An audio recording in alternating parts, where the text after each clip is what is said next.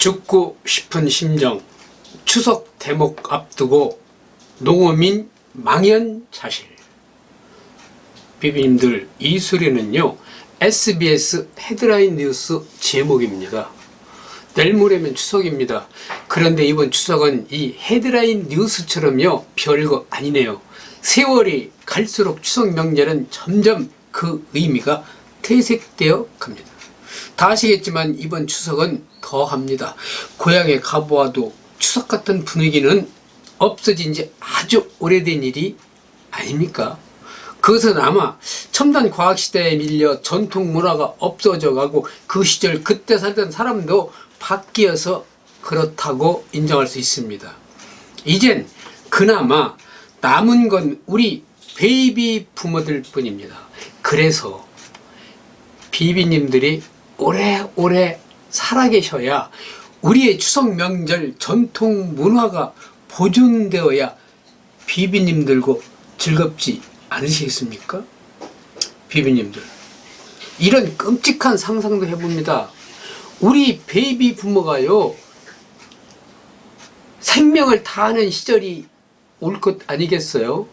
아마 그때쯤 되면 조상묘 찾아보기 안 찾아보기 운동, 종중산 팔아 아파트 짓기, 차례 안 지내기, 별별 모임들이 판치고 차례 지내는 사람 바보 만드는 그런 등등의 인터넷 사이트가 나올지도 모릅니다. 이런 말이 이렇게 익숙하게 들리는 건 아마도 코로나로 인하여 언택트 시대가 우리를 그렇게 만드는데 일조를 한 것 같습니다. 나 죽으면 화장해서 뿌려라. 제발 땅에 묻어놓고 오가는 사람들에게 흉물덩어리로 전락하여 얼굴 찌푸리게 하지 말아라 하면서 유언처럼 말하기도 합니다. 왜냐하면 그런 시대 우리 시대에 우리가 그 중심에 살고 있으니까요. 그렇기 때문에 우리 베이비 부모들은요 비비님들 오래오래 사셔야 됩니다. 그래서요 5070 비비 빵빵 채널이 생겨났고요. 그 추구하는 개념이 바로요 비비님들이요 빵빵하게 살아가시라. 비가 와도 비를 맞으며 일만 했던 세대, 비참했지만 비겁하지 않았던 비비님들이 아니셨습니까? 조상님의 은덕을 잘 입은 사람들은요 추석 명절에는 연례 행사로 해외여행이니 또 어디 호텔을 예약하느니 공항이 인파로 북적북적한다는 방송을 작년까지 했습니다. 그걸 보고 혀를 끌끌 찼던 어른들, 못 가는 사람이 바보 머저리 등신 다 나쁜 놈들이라고 거품을 내며 욕을 했던 사람들도 있었지요. 그 시절 회사원들에게 온갖 막 갑질을 하던 사장놈, 놈자로 붙였습니다. 자기 조상면은 어마어마하게 막 갓비다 막 호석이다 각종 값비싼 석조물로 주변을 이렇게 막 어마어마하게 조경을 했지 않았습니까? 지나가는 사람들에게 위압감을 줄 정도로요 호화 분묘를 앞다투어 만들고 비문에 자기 이름 딱 새겨놓고 거드름을 떠는 인간들도 많았던 70년대 그런 때도 있었습니다. 아니야 80년대 초까지 그랬나? 어느 그룹 회장은 풍수지리를 잘 보는 사람들에게 막 몇 억씩을 주고 소위 명당짜리를 엄청난 돈으로 사고 이장을 하던 회사들을 우리는 많이 보면서 살아왔습니다. 당연히 지금도 우리나라 곳곳에 산재에 있지요. 그 공원 같은 무덤을 지나면서 다들 한마디씩 궁시렁댑니다. 이렇게요. 미친놈들 살아선 지혜비 구박하더니 이제서 저 지랄 떠는겨? 아이 살아있을 때 잘해야지 죽은 뒤에 잘하면 뭐하는겨? 지들 낯내려고 하는 분 아닌가? 이렇게요. 그렇게 말하면서 자신을 원망했던 시절도 있었죠. 그러면 옆 사람이 꼭 한마디로 평정을 해버립니다. 무전 유저요. 돈 있으면 다 끝인 거 아니요? 맞습니다. 그래서 그런지 지금은 너도 나도 아파트 2개 미쳐 돈 없고 줄 없는 소시민들은 고층 아파트의 위험 앞에 할 말을 잃은 지 오래됐습니다. 하늘을 막 찌를 듯이 아파트, 저게 30억짜리래요. 아니요, 이건 50억짜리라는데. 억대 소리를 무슨 동네 강아지 이름 부르듯이 너무 쉽게 나옵니다. 내 집에는 몇백만 원도 없는데 말입니다. 그러면서 내가 그때 그 땅을 사놨어야 하는 건데 형편이 안 좋아서 못 샀지. 누가 이렇게 될 줄 알았나? 한 30년 전 일인데 빚이라도 내서 샀으면 팔자 늘어지는 건데. 비비님들 참 아쉽고 분하고 원통하죠. 그때 그걸 안 했던 일이요. 자신이 한심하게 생각되어 세주 한 잔 막 찌그리고 알싸한 기분으로 집에 옵니다. 내 집은 초라합니다. 아내가 불쌍합니다. 자식들이 막 딱합니다. 금수저는 아니어도 은수저는 되어야 하는데 그놈의 뛰는 집값에 우리 애들은 앞길이 막혔습니다. 집을 영원히 못 살 것 같습니다. 그런데 어떤 놈들은 집이 3채니 4채니 심지어 14채라는 등 그런 뉴스를 보면 괜히 이유 없는 짜증이. 그놈들 모두 지혜비가 준 재산이요. 그 돈으로 땅 사놓고 세 받아 먹으며 대대 손손 잘 사는 놈들인겨. 그러니까 막 스포츠카에 뭐 마약도 하고 막 그러잖아요. 하면서 혼잣말로 더듬 하다가 짓거려 보다가 참에 떨어집니다. 그날 밤 저는 이런 꿈을 꾸게 될 것입니다.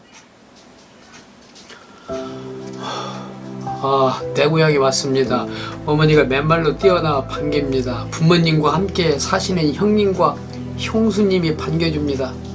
어린 조카들도 모처럼 작은 아버지가 좋다며 수줍어 쌀이문 뒤에 숨어서 오랜만에 만나는 사촌들을 낯설게 봅니다. 시골놈과 도시놈의 만남입니다. 우리 애들은 형님 애들보다 더 하얗지요. 얼굴이요. 햇빛을 안 탔으니까요. 더 건강하고 그렇게 뛰어놀며 살아야 함에 맞는데 서울 애들은 안 그렇습니다. 마당에 들어서면 재산 목록 1호인 아버지의 유일한 친구 그런 암소가 콧기만 막 푹푹 내면서 여물을 아작아작 맛있게도 먹는 모습을 봅니다. 국민학교 다닐 때 속 끓고 저녁 어스름이 집에 오면 아버지가 이놈 참 좋다 살이 번질번질하고 엉덩장도 너무대대하니 쌍둥이 새끼 낳겠다 하시면서 저를 보고 흐뭇하시던 아버지도 계십니다.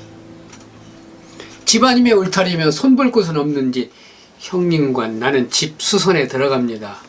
희미한 전구를 교체한다거나 무너진 담장 혹은 밀린 농산일을 같이 하기도 합니다.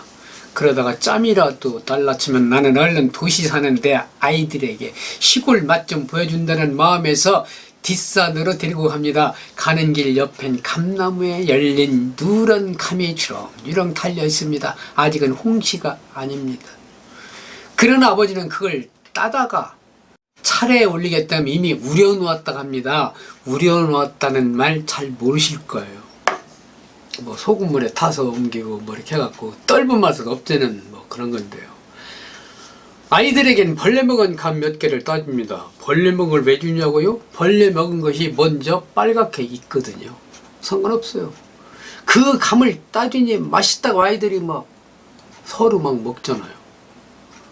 그런 애를 보면서 그래요. 명절이 참 좋긴 좋구나 하면서 밤도 털고 조심스럽게 잡아서 아야 소리를 내며 밤토를 줍던 생각도 합니다. 아마 88 올림픽 이전이었으니까 86년도쯤 되지 않았을까요? 그때 명절, 그때가 정말 명절 같았어요. 바리바리 선물을 들고 시외버스 정류장에 내리면 그 수많은 귀향객들이 막 많았으니까요.